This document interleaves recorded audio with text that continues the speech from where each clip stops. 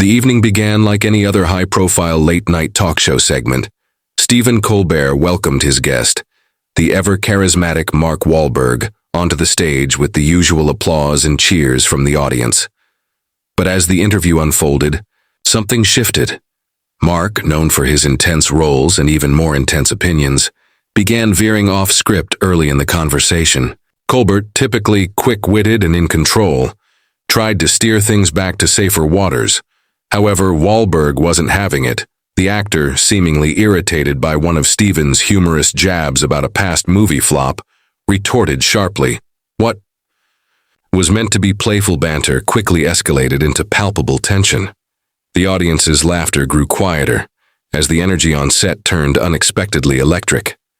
Colbert attempted another joke to lighten the moment, but Wahlberg didn't crack a smile. Instead, he leaned forward, arms crossed, delivering a pointed comment that caught everyone off guard. Things went south rapidly from that moment. Colbert, sensing the interview was unraveling, tried to move on to a different topic, perhaps something lighter like Mark's recent fitness regime or upcoming projects. But Wahlberg, clearly still fuming, wasn't ready to let go. "You know, Stephen," he said, his voice low but firm, "I didn't come here to be mocked." Colbert blinked, surprised. "I don't think it's mocking, Mark. It's a comedy show." But Wahlberg wasn't amused. He went on a mini-rant about how Hollywood types don't understand the work ethic of someone who came from the streets, someone who had to fight for everything. The audience didn't know whether to clap or stay silent. Some nervous chuckles echoed in the room. Colbert, maintaining his composure, nodded and replied with his signature calmness, "We all admire your journey, Mark, but this isn't about proving anything." That was the match that lit the fuse. Wahlberg pushed his chair back slightly, now visibly agitated, saying, "Then maybe I shouldn't be here if that's not respected." The producer's booth was in chaos. Behind the scenes, crew members scrambled to decide whether to cut to commercial or ride it out. Wahlberg was a big name. Pulling the plug too early could cause backlash, but letting things spiral could be even worse. Back on stage, Colbert took a deep breath and tried one last time to reset the energy. He asked Mark about his recent philanthropic efforts and how he's helping at-risk youth. But instead of appreciating the redirection, Wahlberg saw it as a condescending move. "Oh, now you want to talk about the nice guy stuff to cover up the rest?" he said, voice rising.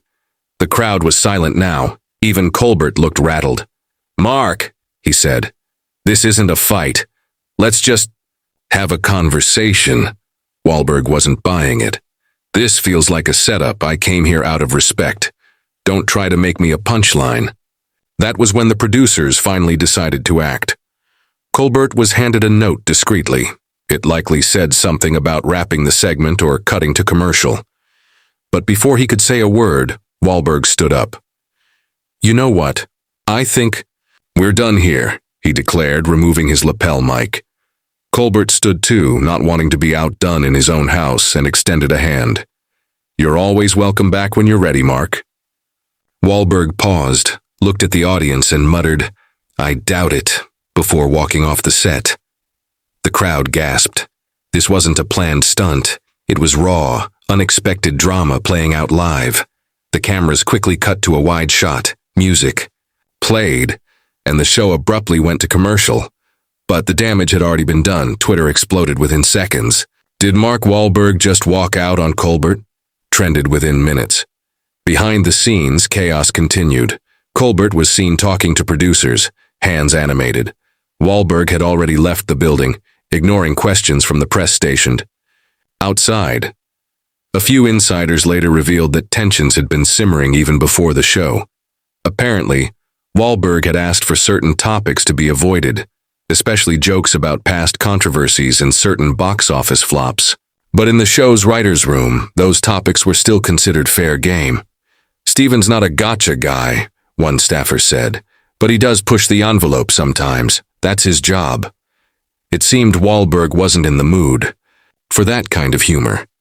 Some said he had been in a bad mood all day. Others speculated about outside stress. Either way, the incident was unprecedented. Wahlberg had done hundreds of interviews before, but none had ended this dramatically.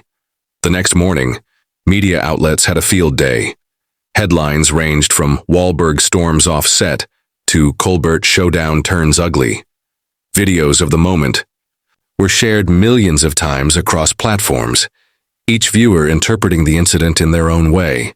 Some sided with Wahlberg, saying Colbert was out of line and shouldn't have poked at personal matters. Others said Wahlberg was too thin-skinned and failed to understand the comedic nature of the show. Entertainment experts weighed in on talk, shows, and podcasts, breaking down the body language, the tone of the conversation, and the behind-the-scenes politics. Even late-night competitors couldn't help but make jokes. Jimmy Fallon quipped, "At least he didn't punch anyone," while Trevor Noah noted, "Sometimes it's not just the chairs that get hot, it's the egos too." Mark Wahlberg remained quiet for 48 hours. His publicist initially declined to comment, fueling even more speculation. Then finally, he posted a brief message on Instagram. It was a picture of him praying, with the caption, "Stay true, walk away when it stops feeling." Bill? Fans interpreted it as a nod to the Colbert incident. He didn't name anyone directly, but the message was clear. Colbert, on the other hand, addressed the incident on his next show with tact and humor.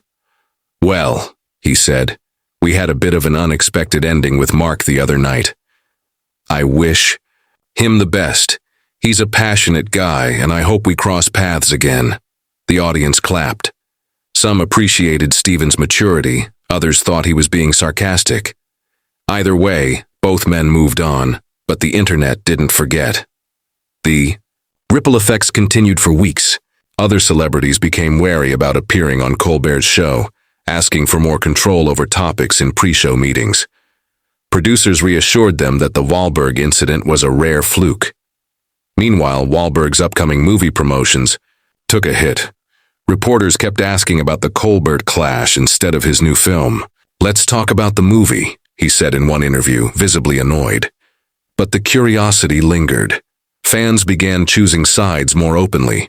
Hashtags like Thou on Team Mark and Thou on Team Colbert started trending. It became more than just a celebrity spat. It was a cultural moment, a reminder of how fragile live television can be and how quickly reputations can be questioned. Industry insiders debated whether the incident was truly spontaneous or partially staged to boost ratings. "Late Night's been struggling," one veteran producer remarked, "and nothing gets views like controversy." Others dismissed that idea, pointing to the visible discomfort and the unscripted reactions from both men. "You can't fake that kind of tension," one staff member noted. In time, the fervor died down, replaced by new viral moments, new celebrity interviews, and the ever-turning wheel of entertainment news. But for those who watched it live, it was unforgettable. A perfect storm of ego, miscommunication, and the unpredictability of live dialogue. It was a stark contrast between Colbert's intellectual wit and Wahlberg's grounded directness, both clashing in front of millions. Months later, Wahlberg briefly mentioned the incident during an unrelated podcast. "I stand by walking out," he said. "You have to protect your energy." He didn't bash Colbert, but didn't offer any regrets either. As for Colbert, he joked about it in a later monologue, calling it, "That time I almost got punched by a transformer." The audience laughed, and the moment passed into legend.